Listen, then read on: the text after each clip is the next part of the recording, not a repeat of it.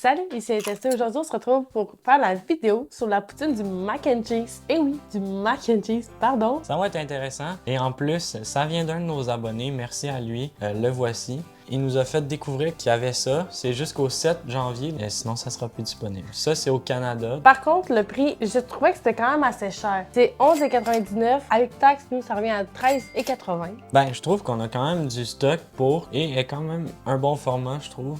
C'était le petit format, ça? Le régulier. Parce que dans le fond, ils n'ont pas de petit, on soit régulier ou familial. Et on a même un extra. Des petites bouchées de fromage, je vous dirais. C'est quand même mou, c'est pas des croquettes, là. C'est là le mac and cheese parce qu'il y a vraiment du fromage dedans, orange. Je commencerai par goûter. Qu'est-ce que ça goûte? Non, non. Non, c'est bizarre. Ah. C'est du fromage jaune, tu sais, les tranches de fromage Kraft jaune là, qu'on met dans les burgers. Et c'est ça qu'ils ont mis à l'intérieur. Puis on dirait que ça fait vraiment un goût de fromage trop artificiel, c'est pas bon. Là. Puis moi, je trouve que la pâte autour est très pâteuse. Ouais, ben quand même pâteuse, mais ça va, honnêtement, c'est pas si pire. Il y a du macaroni pour vrai dedans. Ah ouais. Donc j'ai hâte de voir si dans la poutine ça va être bon, mais je suis pas convaincu. Bon, on goûte? Ouais.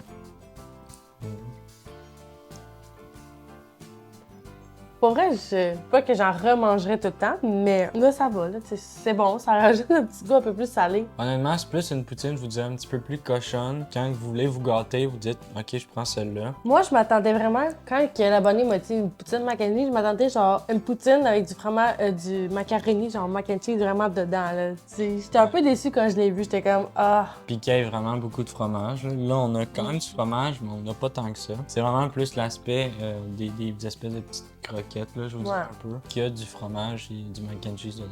Mais l'avantage que vous avez, c'est que si vous aimez pas la chapelure comme nous, honnêtement, vous n'êtes pas obligé de la mettre, ils sont vraiment à part. Puis je trouve que la poutine est complètement un autre style de ce que ça peut être comme mac and cheese, le nom. On est ailleurs vraiment sur plus des saveurs comme classiques, je vous dirais, avec des petites saucisses fumées qui sont honnêtement de bonne qualité et de bon goût. Puis les petits oignons verts qui rajoutent le petit goût à la fin. Honnêtement, je trouve que ça fait une bonne poutine. Puis même, je suis prête à dire que je trouve qu'elle est meilleure que la poutine normale. Définitivement, je suis d'accord avec toi. Mais est-ce que tu sais quelque chose depuis tantôt que tu parles? Je pense à un nom qu'on devrait l'appeler. La poutine cochonne québécoise. Ces petites saucisses, c'est pas rare que tu vois ça, c'est une poutine. Pour vrai, moi, je l'appellerais la petite cochonne ou la petite québécoise. Comme dis-vous. Milou a rebâti ça des poutines. Pour vrai, moi je donne une note genre 7,5. Pour vrai, je suis quand même étonnée. Alors, c'est ce qui conclut ce test de cette poutine. Vraiment satisfait. Par contre, le nom est pas très représentatif, donc pour certaines personnes, ça va peut-être les inciter à pas aller en prendre, quand au final, ils l'auraient aimé. Puis sinon, on vous invite à aller voir notre autre vidéo qu'on a faite sur le Valentine, où on a été tester la poutine classique. Donc, on fait une quête à la recherche de la meilleure poutine du Québec. C'est la fin de la vidéo. J'espère que vous avez apprécié. On se retrouve dans une prochaine vidéo pour économiser et vous conseiller sur les produits que vous pourriez acheter. Ciao!